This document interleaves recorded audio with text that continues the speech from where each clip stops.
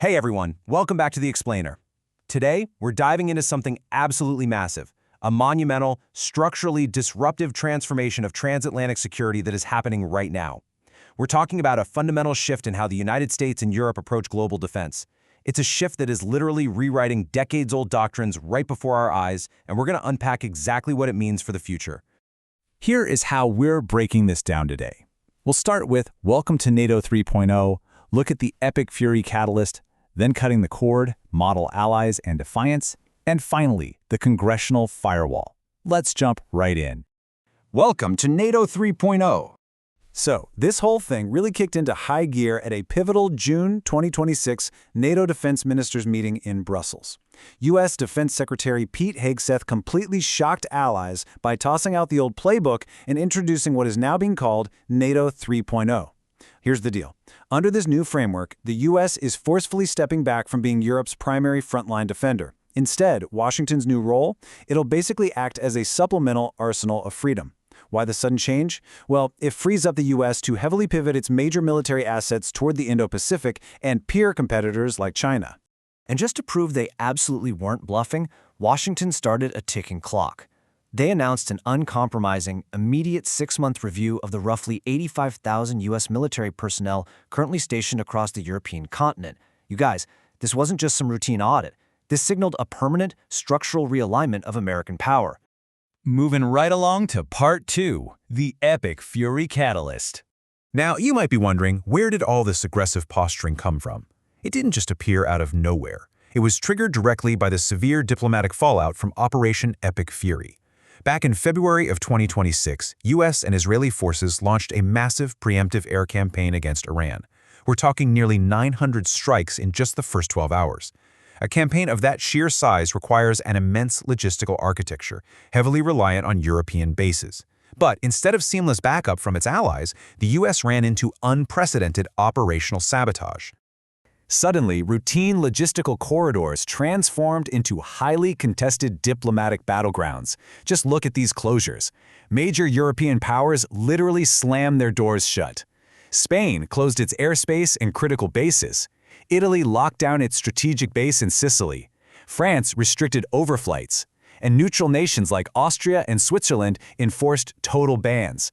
In an instant, decades of transatlantic trust was completely shattered.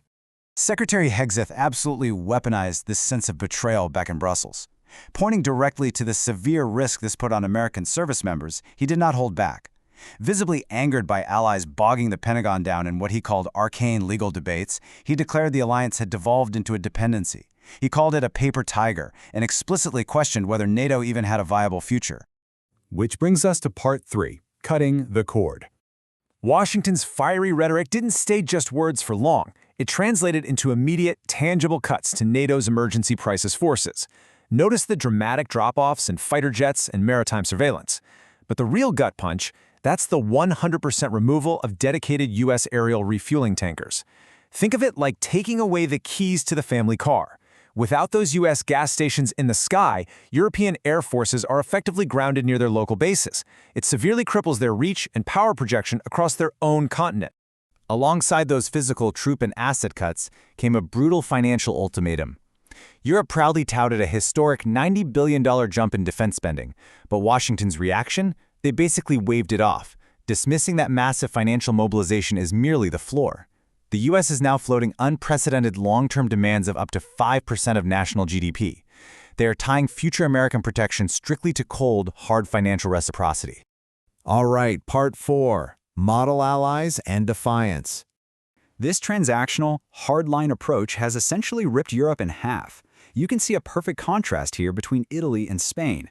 Italian Defense Minister Guido Crosetto has eagerly embraced the role of the model ally, enthusiastically backing the U.S. pivot and deepening industrial ties. On the flip side, Spanish Prime Minister Pedro Sanchez is leading the charge for European independence, flatly stating Madrid will never practice blind and servile obedience to Washington. Now, underneath all this military strategy lies a massive cultural and ideological clash. The U.S. argues that Europe's defense is structurally weak because they've consciously chosen to spend their money on massive welfare states and climate initiatives rather than military readiness. European leaders, however, push back hard on this narrative. They defend their sovereign budgetary choices and point out the massive resources they've poured into tightening border security following the migration crises of the last decade. It is a profound, fundamental clash of governing philosophies. This takes us to Part 5, the Congressional Firewall. But here is the major plot twist in this whole story. The Pentagon's sweeping plans to pull back are currently slamming into a brick wall, back home in Washington. Enter the 2026 National Defense Authorization Act. This is a massive 3,000-page, $901 billion bill, and it explicitly blocks the executive branch from completely abandoning its European commitments. Looking at the provisions, it legally mandates deep security cooperation with the Baltic states and guarantees ongoing Ukraine aid, pushing right back against the Pentagon's momentum. Most critically, Congress established an ironclad statutory floor of 76,000 U.S. troops in Europe, and they completely prohibited giving up the Supreme Allied Commander position. For anyone watching global stability, this matters immensely. Congress is legally forcing the United States to maintain continuous command, influence, and an anti-Russian deterrence posture, effectively bypassing all the fiery rhetoric coming straight from the executive branch. And finally, Part 6, Conclusion.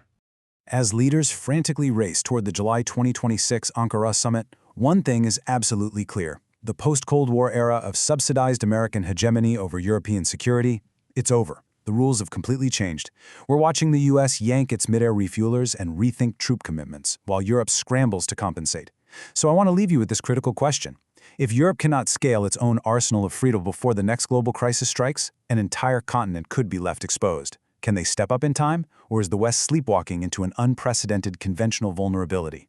Think about that. Thanks for joining me for this explainer, and we will see you next time.